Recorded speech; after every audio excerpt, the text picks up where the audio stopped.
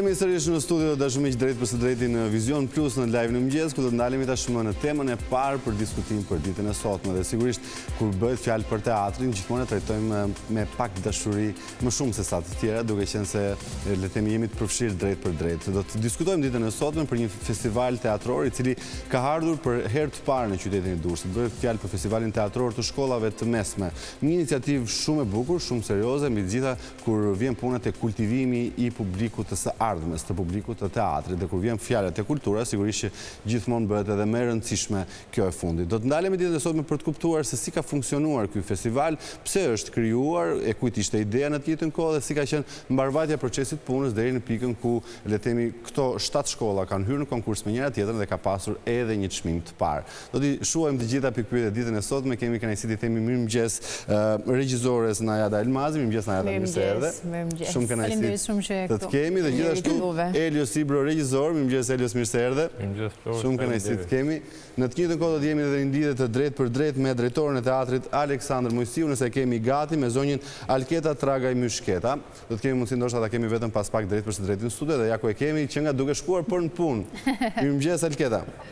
Mirëmëngjes. Do të ishte kënaqësi të isha dhe unë aty me ju, por duke pasur që unë kam dhe një vajzë të vogël 2 vjeçë dhe duhet ta shoqëroj gjithmonë për në çfarë. Misioni i nënës gjithmonë është shumë më i rëndësishëm se sa punët e tjera, kështu që rëndësika që na bashkuat në këtë komunikim. Unë do doja ta nisja pak bisedën me disa informacione të përgjithshme për këtë festival, i cili si mua dhe Florit besoj na u duk shumë interesant sepse zgjon pak edhe atë interesin e nxënësve për të përfshirë më gjerësisht në kulturë. Si lindi si ide për të bërë një festival të tillë? Në fakt ishte propozimi i kryetares së bashkisë, zonja Semiriana Sako. Ne e zhvilluam më pas një nevojë konkrete për t'i afruar këta të rinjt më pranë teatrit, jo thjesht si publik, por tashmë si krijues. Reagimi i tyre ishte i menjëhershëm, dëshira ishte shumë e madhe, pjesëmarrja ishte shumë e madhe. Kështu që për ne ishte një kënaqësi të punonim me këta të rinj të qytetit të Durrësit. Dhe cilat ishin shkollat që le të themi morën pjesë në këtë kompeticion, nëse mund t'i përmendim, nëse i kemi si informacion? Po, patjetër, kemi 7 shkollat, duke përfshirë Naim Frashërin, Gjergj Kastriotin, Olsi Laskon, Leonik Tomeon, Dhosi Liperin, Ismet Nanushin, nëse kam harruar dikë. Jam shumë i lumtur që në të njëjtën kohë pas ka qenë edhe gjimnazi ku unë kam kryer studimet e shkollës së mesme, Leonik Thomeo. Një gjimnaz që nxjerr talente multidimensionale, do të thoni, se Flori disa gjëra bën në jetën e tij. Është shumë interesante siç e thash, sepse kështu përfshihen edhe kultura bëhet pjesë që në këtë moment, pra që në gjimnaze, më pas ata mund zgjedhin orientimin e tyre. Ka qenë një festival i cili ka patur, besoj, një parapërgatitje, apo jo, sa kohë është dashur për të realizuar më pas çdo gjë që mbi cilën është punuar më herët? Në fakt, nga koha e idesë dhe të realizimit, nuk është se kemi pasur shumë kohë në dispozicion. Për afro 2 muaj është realizuar i gjithë procesi i punës. Ka qenë një punë intensive 2 mujore, një punë jo e lehtë, shumë e vështirë, sepse profesionistët, në këtë rast regjizorët, kanë punuar me nxënës të cilët nuk është se e njohin teatrin dhe janë afër teatrit. Dhe pikërisht dhe ky ishte qëllimi, që ne t'i afronim këta fëmijë afër teatrit. Është punuar me një përkushtim shumë të madh, procesi edhe pse i shkurtër ishte një finalizim shumë i mirë, mund të them. Dhe besojmë që pjesëmarrja ka qenë e kënaqshme kur vjen puna tek publiku që e ka frekuentuar, por nga krau tjetër ka dhe besoj një mision tjetër tek zbulimi i talenteve të reja. Nëse i referohemi ndoshta edhe çmimit të parë, ku aty mund të ketë pasur vajza edhe djem të talentuar, të cilët mund ta gjejnë veten rastësisht, sikundër e kanë gjetur veten shumë artistë të cilët mund të kenë zbuluar diçka në shkollën e mesme dhe kanë preferuar që më pas të ndjekin studimet në Universitetin e Arteve. Dhe këtu marr shkas edhe nga unë vetë, sepse kështu ka nisur në fakt. Po, është e vërtet kjo. Ne kemi pasur në juri edhe dekanin e Universitetit të Arteve, zoti Milto Kutali. Kështu që ai bëri dhe një propozim për të gjithë fëmijët, duke i ftuar pse jo të jenë pjesë e Akademisë së Arteve. Në fakt ka pasur interes, kanë ardhur, janë interesuar tek ne, kemi dhënë një informacion të përgjithshëm, duke qenë që edhe unë kam mbaruar në Akademinë e Arteve, jam më afër artit skenik edhe artit në përgjithësi, kështu që është interesi. E qartë, megjithatë Elketa, duke dashur të përfshim sa më shumë dhe më pas ndoshta të lëmë të lirë se ke dhe impenjimet e tua të paradites. Nëse i referohemi rekonstruksionit fundit që le themi po ndodh në teatrin e Durrësit Aleksandër Mojsiu, keni pasur vështirësi në realizimin e projektit sepse po shohim pamje të cilat kanë ardhur nga festivali dhe me sa kuptojmë nuk është në ambientet e teatrit, apo jo? Po, festivali teatri Aleksandër Mojsiu është në proces rekonstruksioni, pritet shumë shpejt. Teatri i fëmijëve është zhvilluar në Qendrën Kulturore të Fëmijëve. Jemi përshtatur me hapësira të tilla, kështu që kjo nuk na ka penalizuar. Kjo nuk e ka penguar që të realizoni misionin tuaj me sukses. Absolutisht, jo. Na vjen mirë. Që presim të bëjmë edhe aktivitetet të tjera duke pasur në qendër të rinj të qytetit të Durrësit. Sepse në fund të ditës Qendra Kulturore Aleksandër Mojsiu është një qendër ku duhet të thërrasi të rinj, të ftoj të rinj për të qenë më afër artit dhe kulturës, dhe pse jo, nëse ka realisht artist, ti bashkohen artit. Urojmë që të përfundoj shpejt dhe dal i bukur dhe të mirëpres publikun, le themi në ambientet e tij të reja, të ngrohta në dimër dhe të freskëta në verë. Megjithatë, ndalemi dhe ta shpërndajmë pak bisedën me regjisorët që kemi ndurë, dhe doja të jepnim fjalën Najadës, e cila është përfshirë si regjisore në këtë projekt, duke u fokusuar tek shkollat. Pra, me sa po kuptojmë janë 7 shkolla, e gjithë puna është ndarë në 3 regjisorë, me sa kuptova përpara se të hynim në një intervistë së bashku, dhe besoj se cilit për juve ju ka rënë të punoni me nga 2 shkolla. Flasim pak për pasi morët ide në dorë për të kuptuar se si kontaktuat me nxënësit, më pas si krijuat iden për të vendosur një pjesë apo një fragment për zgjedhje e pjesës. Atëherë me pjesën e menaxhimit, më tepër u mor Alketa, me pjesën e organizimit, e formësimit të festivalit, ne shkuam në për shkolla, takuam zyshat, bëm audicione dhe në përmjet audicioneve ne paka shumë bëm një përzgjedhje, le të themi, të atyre që përveç se të talentuar duhet të kenë vetë dëshirë. Pra dhe ata të cilët ishin të gatshëm të punonin dhe merrnin pjesë në procesin krijues artistik, ne u treguam pak, le të themi, jo shumë selektiv. U munduam që të përfshinim në shfaqjet tona pra sa më shumë student. Shfaqjet tona përbeshin nga 10 deri në 15 veta, që do të thot janë goxha për një punë, pra u mundua më tepër që ta ushqeni me këtë brezë, ta afroni me teatrin, dhe munduam që të zgjidhin pjesë që u afroheshin më shumë atyre. Pjesët që ne përzgjodhëm kishin goxha larmi, duke filluar që nga antikiteti, pjesë moderne, komedi, tragjedi, farsa e të tjera, dhe në bazë të këtyre pastaj filloi gjithë procesi krijues që përfshiu një punë tepër intensive, që nga gjetja e pjesëve e cila nuk ishte e lehtë, sepse ata nuk është se janë aktorë profesionistë dhe di të shkojnë tek karakteri. Dhe kështu shpërnda puna, le të themi paka shumë kemi pajtur të njëjtin proces. Ishte e vështirë të përzgjedhni ta të rinj? Në fillim ka qenë pak, le të themi e vështirë, sepse ne donim që të gjithë ngeleshin të kënaqur, e kupton se përzgjedhja është pak aq sa e rëndësishme, aq edhe e vështirë, pra që të gjithë studentët të ngeleshin të kënaqur, dhe pastaj filluan procesin krijues, i cili ishte shumë intensiv.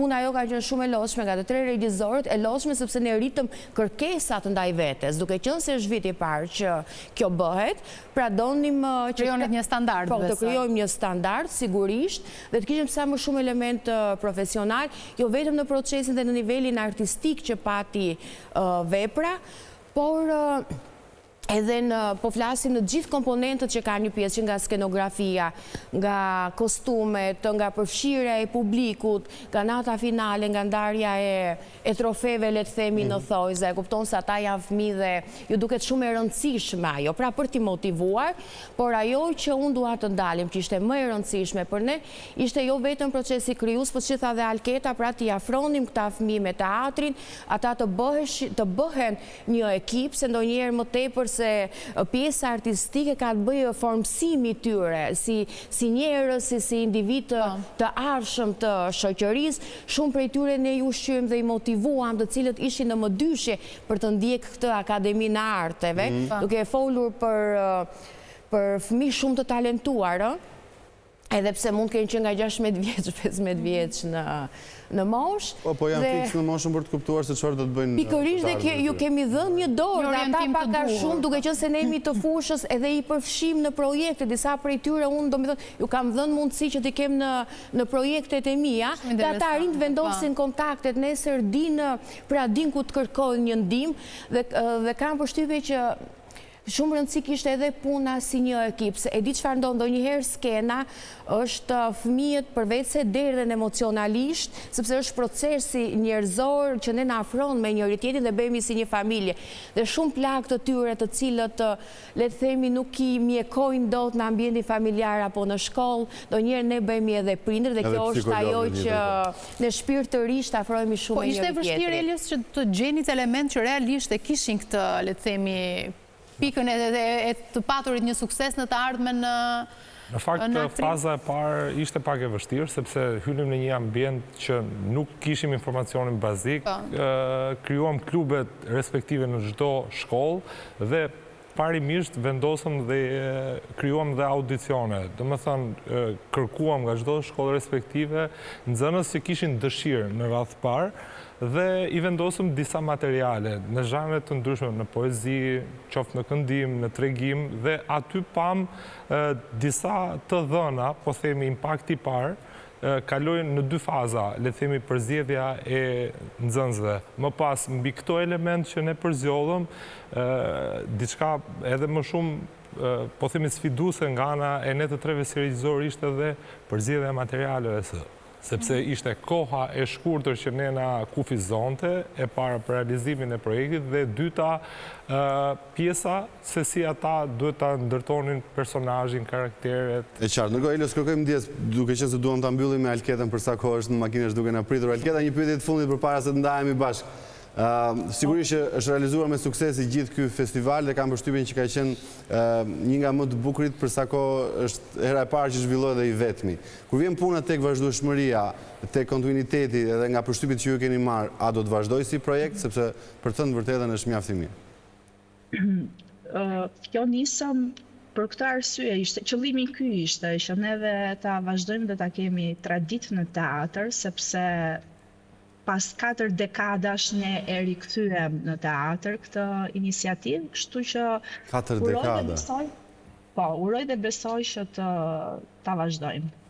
Edhe ne shpresojmë edhe ju urojmë shumë suksese në atë që ju keni nisur tashmë pas 4 dekadash dhe jo vetëm për këtë, por për punë të bukura që do të vazhdoni të bëni pas përfundimit të teatrit në qytetin e Durrësit. Faleminderit Alketa. Faleminderit që na u bashkuat. Faleminderit ju që na jepni hapësira për këta të rinj, për edukimin e këtyre të rinjve.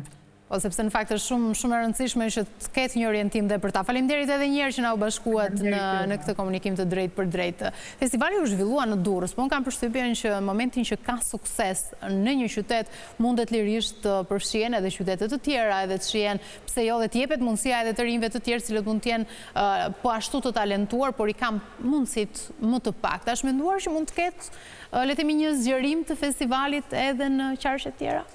Neve përveç Durrësit, Elios si e di sepse ka punuar edhe me, le të themi, me shkollat që janë më në periferi, por Tirana për shembull vajti vite që ka festivalin e gjimnazeve dhe ka patur goxha sukses edhe pjesëmarrje dhe një nivel. Dhe tashmë është kthyer dhe në një traditë, pra këta të rinj janë mësuar dhe ja din vlerat dhe benefitet këtij festivali, edhe ne në Durrës jemi mësuar ta zgjerojmë. Shpresoj që kjo të ndodhi në të gjitha qytetet. Në dinin time di që edhe Shkodra ka një traditë të tillë, besoj dhe Korça, dhe do ishte një gjë shumë e mirë që ndoshta në çdo qytet shfaqet fituese ishte një lloj gare festival kombëtar më vonë dhe mund të ishte është një gjë shumë e mirë dhe këta të ri i promovon, domethënë dhe nuk i lën në atë nivelin ku lokal, po themi. Megjithatë, ndalemi pak tashmë tek le të themi përzgjedhja e pjesëve. Sigurisht që ju pasi keni keni pasur një ide të qartë se çfarë do të vini, po kur formohet grupi dhe ju e kuptoni se me çfarë aktorësh keni të bëni, filloni të krijoni dhe idenë se çfarë pjesë do të vini në skenë.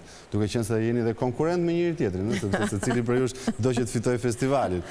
Ndalemi pak tek përzgjedhja e pjesëve, Elios. Çfarë përzgjedhje ti për të vënë? Personalisht unë kam punuar me të dy shkollat, kam pasur një përvojë 8 veçantë me të dyja. Në cilat shkolla punove? Unë kam patur gjimnazin nga unë ku vi Ismet Nanushi, vura një komedi të Dario Fos, 3 gra dhe një burr e veçanta dhe po them ajo problematika që hasa fillimisht ishte që aty kisha munges personazhe meshkush, çunash dhe gjeta një gatishmëri dhe një, po themi, një dëshirë më tepër që 2 nga personazhet meshkuj i luajtën vajzat. Jo, dhe vajzat mund të bëjnë çdo gjë në klient. Gjitha shfaqjet, nuk ishin kaq pak meshkuj në audicion, sa që një pjesë e karaktereve të meshkujt janë interpretuar nga femra. Dhe kur mendoj që post festivalit, feedbacku që mori, shiko se vitin tjetër profesor, kemi qef të vim dhe ne tjerë, se këtu u boka bukur.